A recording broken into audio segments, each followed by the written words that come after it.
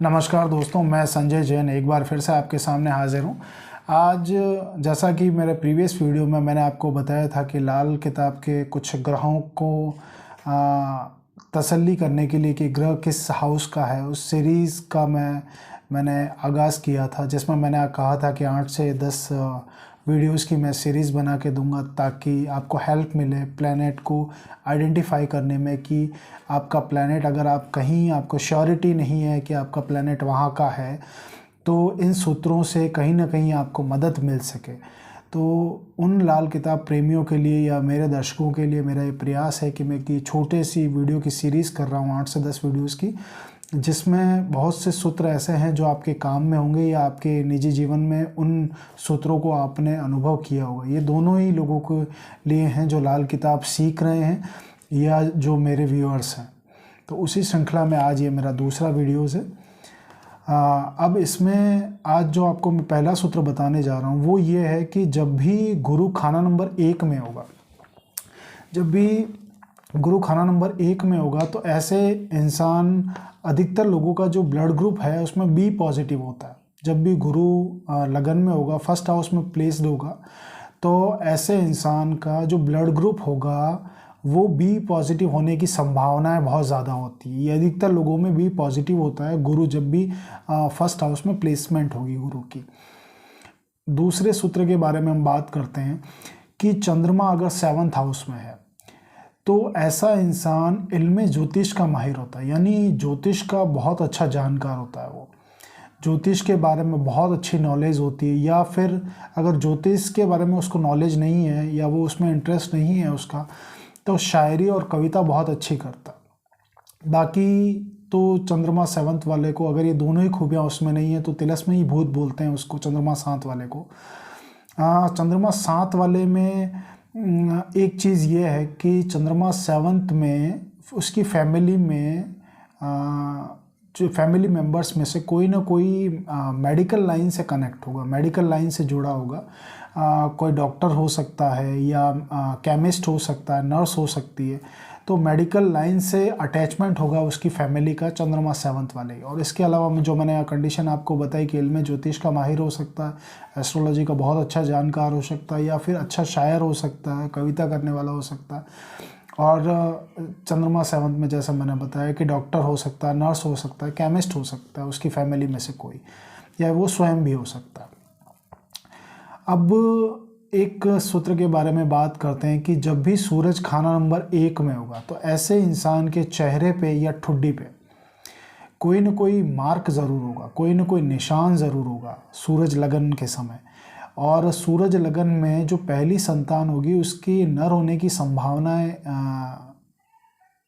काफ़ी ज़्यादा होती हैं, जिसका जन्म जो है आधी रात के बाद होगा या दिन के समय में होता है। या तो आधी रात के बाद उसका जन्म होगा या दिन के समय में उसका, ये सूरज लगने वाले के बारे में बोला जाता है। सूर्य मंगल अगर 2nd हाउस में प्लेसमेंट है, या सूर्य या मंगल दोनों में से कोई खाना नंबर 2 में है, तो ऐसा व्यक्ति दूसरों की बात को काट कर अपनी बात रखने वाला होता है। यानी सामने वाले को पूरा अपनी बात कंप्लीट नहीं करने देता है और बीच में ही वो उसकी बात काट के अपनी बात करने वाला इंसान होता है। ये सूरज मंगल 2 में या सूर्य मंगल कोई भी 2 में हो तो इस तरह की उसकी खासियत होती है। बुध या केतु दोनों में से कोई फर्स्ट हाउस में प्लेसमेंट है, बुध हो चाहे केतु हो, तो ऐसे व्यक्ति को पथरी की समस्या हो सकती है।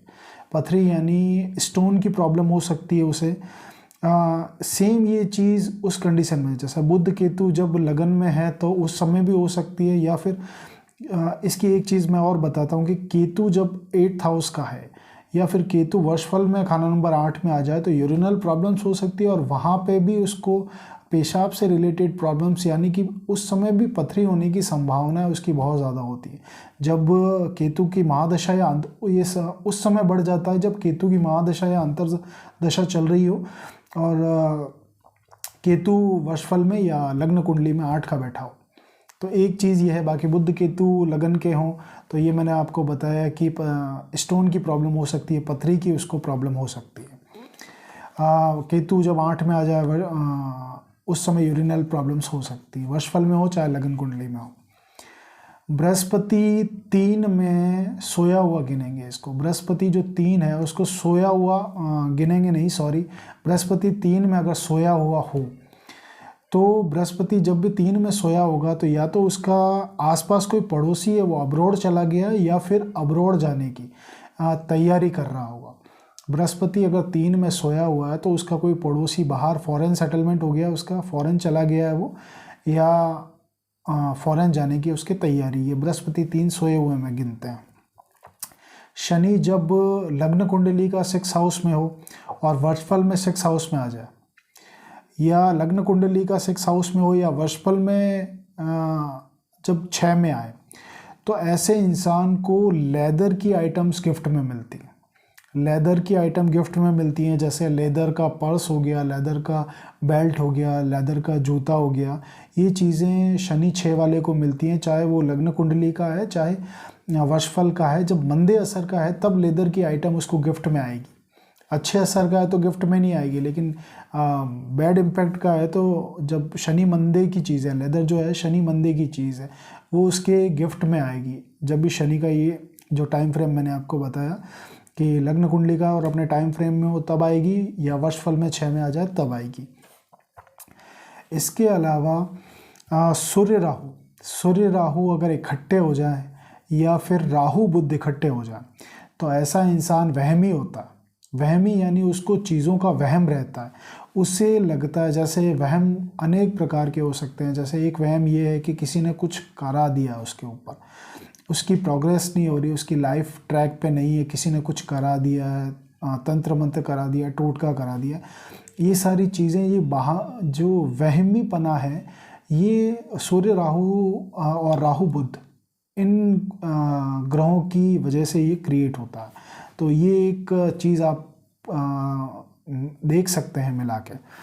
उसके अलावा बृहस्पति 3 के वक्त घर के सामने जो घर होता है, बृहस्पति 3 के वक्त अगर बृहस्पति मंदा हो रहा है तो सामने वाला जो घर है उससे इंसान की कहा सुनी हो जाया करती है, ये बृहस्पति 3 के वक्त है।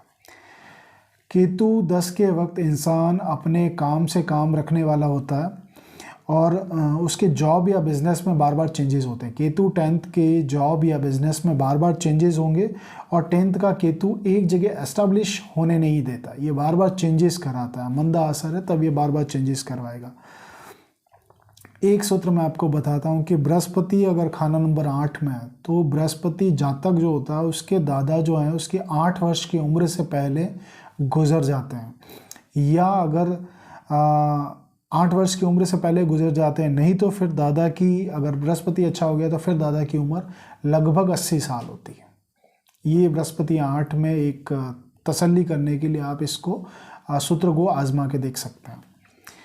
राहु लग्न वाले इंसान का जन्म जो है ननियाल में होने की संभावना रहती है, और उसके जन्म के वक्त नाना नानी जिंदा रहते हैं। और इसके अलावा जन्म के समय कोई ऐसा इन्वायरमेंट होगा कि उसमें बारिश का मौसम हो रहा होगा जब राहु लगन वाले का जन्म हुआ। तो ये एक सूत्र है, इसको आप आजमा के देख सकते हैं।